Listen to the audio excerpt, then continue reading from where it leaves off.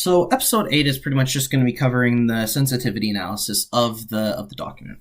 So as described in previous episodes, if you scroll down through here and you look at all the ratios, life cycle cost comparison, you can actually see the sensitivity analysis applied to all of these as they are. And so essentially what it's doing is it's kind of getting the expected lower range and the expected higher range using a statistical standard deviation. And it's essentially applying those to the expected, fuel escalation rates, the interest rates, sorry, not the interest rate, the inflationary rates, and other rates that kind of break down the range that one would expect to see the occurrences fall under.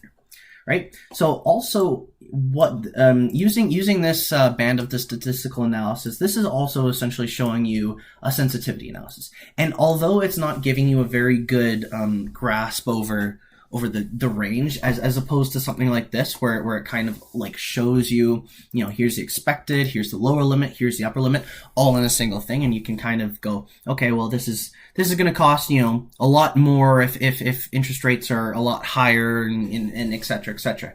So that's the value of the sensitivity analysis. Also, as you might notice, the sensitivity analysis on the calculator slide only applies per CRM. And as such, we've gone ahead and we've created a sensitivity analysis page. And this essentially gives us just a life cycle cost analysis sorted by the expected mean, the highest expected mean to the lowest expected mean from the CRM. So essentially what this is going to do is it's also going to show us the range. And as mentioned on one of the previous ones in episodes talking about assumptions and settings, this is editable in this miscellaneous thing over here. So if I go and set this to 1 standard deviation, you can look over here and this will actually impact the ranges, right? So lower range is now 1 standard deviation away from the mean, and the lower to mid is 0.5 standard deviations from the mean. So let's just go ahead and change that back to 2 and try to get a better understanding of what this is saying.